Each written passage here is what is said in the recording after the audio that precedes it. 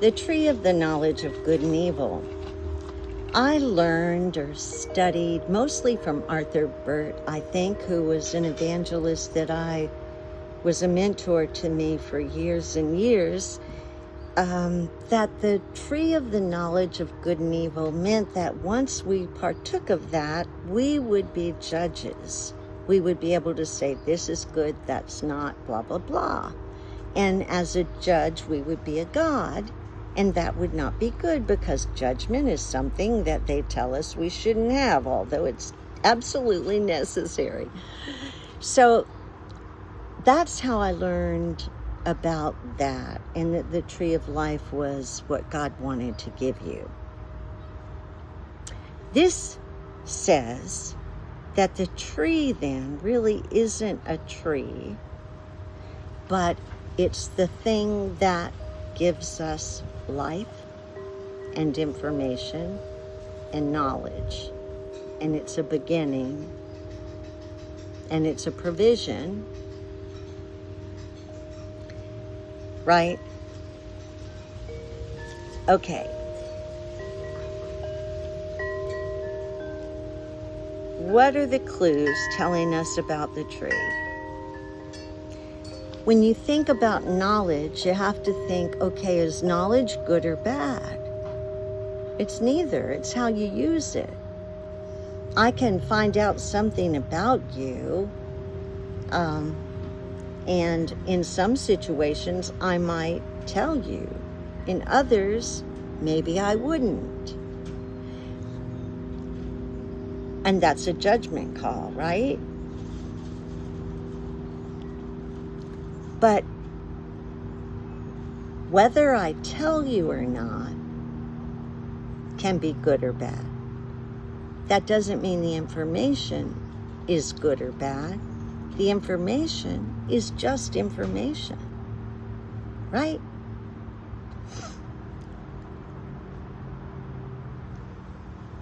I'm so convicted of that because for the last few years, as I've dug in and tried to find accurate information with integrity that can be, researched and documented and applied universally, those things that make information truthful. As I've done that, I've been so aware of people that don't want information because it's negative. But information is not negative. Your interpretation might be, but it's not the information. Information, for the most part, has to be positive, doesn't it? My mom used to say, what you don't know won't hurt you. That's not true. What you don't know can hurt you. Okay, so looking through my notes. The Torah and the legends of the Jews don't elaborate on the phrase, the tree of all knowledge of good and evil. Probably because they didn't know what it was. After all, in order to think about what it is, you have to have a relatively high understanding of technology and computer stuff. The only reason that this just made such sense to me was because of all the time I spent in high school in data processing. And I was in 7th grade, and I had the opportunity to take data processing, and we had these huge computers that looked like dinosaurs. Huge. I mean, they would take up a room and as big as a closet, a storage closet. And we would go in, and if I typed something on a little card, I'd see the message and then put holes in the card that would code the information to give it to the computer. The computer would do whatever the hole said to do. And I got that pretty quick. And then this, whether you had a sorter or collator, whatever you had, you could give it instructions through wiring a board. And through me taking different color wires and sticking them in this board and putting that board in that machine, ta-da, out came whatever you wanted. So I got that. Okay. So why a tree? Trees bear fruit and seeds which reproduce themselves. And in Genesis, it says that a fruit tree bearing fruit after its kind, whose seed is in itself upon the earth. That is an allegory for cycles of matter. It's the same model that's shown in the Hebrew alphabet, which I shared before.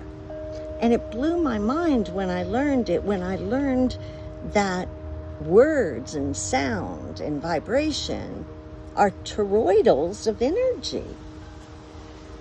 And even when you think about, we speak things out and we think it's going into thin air, but it's not. It's like jello moving through the universe.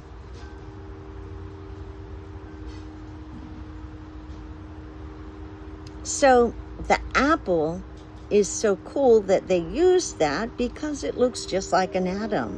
When you cut it in half, it's a toroid of energy, or like a donut. And it represents a model, or a philosophical model, of how information becomes matter in our dimension. If you look at a cross-section of an apple, which I put a couple pictures up, you see that it's like an inner tube that, well, I've got one over there. An inner tube or a donut, and the energy goes through and is contained. The first time in Exodus that a staff came up, God put it in Moses' hand and said to cast it on the ground. And when Moses did, it became a serpent, and Moses ran. So put your hand forth and take it by the tail, and when he did laid hold of it, it became a rod. Put forth thine hand and take it by the tail. The rod changed into a serpent and back again, after it had been held a certain way. The next time it appeared, Moses and Aaron were standing in front of Pharaoh, asking him to let the Hebrews go. Moses and Aaron went into Pharaoh, and they said, as the Lord commanded, and Aaron cast down his rod before Pharaoh and before his servants, and it became a serpent. You have to realize that the snake allegory was used by the writer as a tool to tell the reader that they're the same. The rod and the serpent show up together or in close proximity every time, even in Isaiah and in Micah. These references kind of provide some confirmation that the rod and the serpent are the same thing.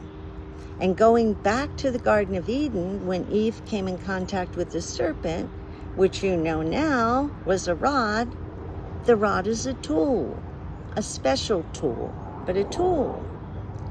What the Garden of Eden tells us between the lines is that a highly advanced civilization possessed the technology to access all information from the die-hold about creation or the multiverse. The way that Adam and Eve interacted or accessed the computer, the tree of knowledge of good and evil, was through the rod. The civilization hinted at in Genesis was far beyond anything you or I can imagine. And we see that now in Sumer and in that area, and what's now known as the Anunnaki.